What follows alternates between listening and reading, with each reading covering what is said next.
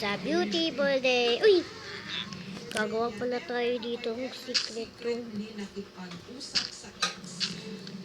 Yan. Tapos, ano gagawin namin dito?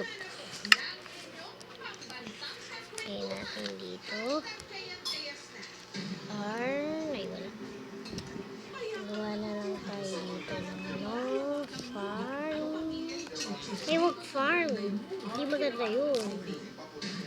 Super shine lang, no, make it mine. Ano yun? Hindi ko rin yung alam eh. Super shine lang, no, make it mine. Super shine.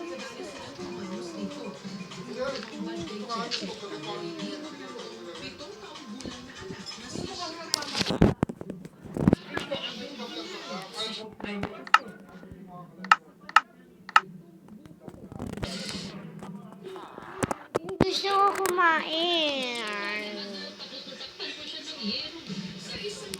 Ano gagawin natin dito? Kalimutan ko na.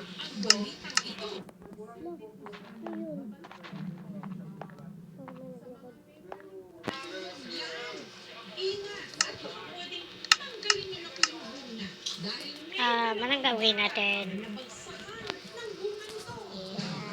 Si Shikaina agad na itinakbo sa ospital. Kinakakarga ko po siya. So yung dito niya sa baba niya, bumaon yung sa ngipin. May hiwa din po siya dito. Yung dito niya nabali na.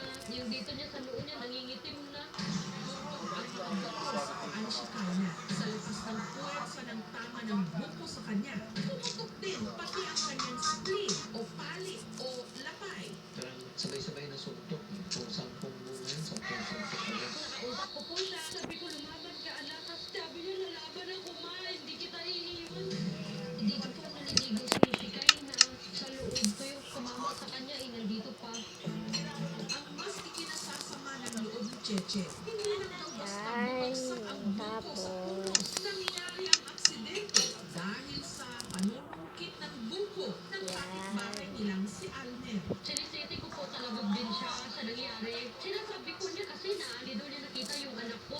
Ang puno ng nyog na sinungkit ni Almer, 3 metro lang kasi ang layo kung saan naliligo si Shikaina. Ang tao dami yung kuha tag sa abot tayo dito. Kumana ko po sa isagin lang na po. Gagamitin natin. Sige pang yung po, mga bitin mo dito. Hanggang ang ganda. Ay, Aksidente ng bumagsak sa bata. no. Duduk ko ang kasi na ba ng gawas. Hindi kung ganit na ngayon na sa mga po sakit. Ito sigilan. Ang nag-hospital ay kabaka. Surya kay hindi na ko diwani ingani yung siya gyud. Si Almer agad sumuko sa mga otoridad. Maaaring ang kaso niya po is yung reckless imprudence mo resulting to homicide. Maaari pong makulong ng 4 hanggang 7 taon. Hindi ko po alam kung mapapatawad ko po siya Sa ngayon ang galit nandito pa Kung dinubla niya yung pag-iingat niya, siguro hindi nangyari na nadisgrasya yung anak ko.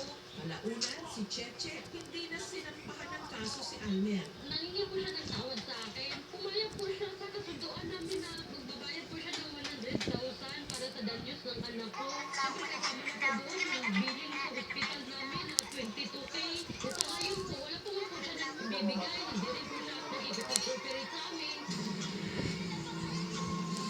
Ang sinapit ni Shikaina parang nangyari rin sa Maasin City sa Southern Leyte. Yung sagsagsagan ng paglalaro ng volleyball noon ng 12 anyos na batang si Rhea nang sa maliit na bola. Sumama sa kanya. Tamaan ako yung sa left side ng ulo ko. Nilalo ko bigla. Umikot yung paningin ko. Soda na sa lumban. Ako ang sol. Gida. Yung asid lang mga solte. Nanuhal sa gabi. Doon na na-discovering si Rhea. Nagka-hemorrhage pala. Agad tinanggal ng mga doktor ang namuong dugo sa kanilang bahagi ng ulo ni Rhea. Tawa ng Diyos, naging matagumpay ang operasyon. Pagpasalamat po ako sa halagang buhay na binigyan kayo sa akin. Una po nang lumalayo na ako sa puno ng niyo. Kung sabihin natin yung residential na 2 is 100 square meter, dapat within that 100 square meter yung makita niyo yun doon. Kasi delikado na talaga yun. Samantala, matapos mabagsakan ng pito sa buko, habang naliligo si Shikaina, ipaglaban para mabuhay. Sigaw niya na mga tulong. Hindi na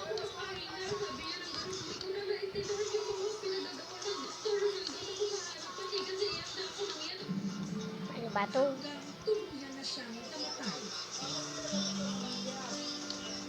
No. Nawahusan siya ng dugo, masig, langos. Sinisisi ko po yung sarili ko. Sobrang sakit pa isipin. Bigla po kasi pagkawalan niya eh. Yung mukha pa lang niya na nangihingi ng tulong sa'yo. Kapag pekit mo yung mata mo, makikita mo palagi eh.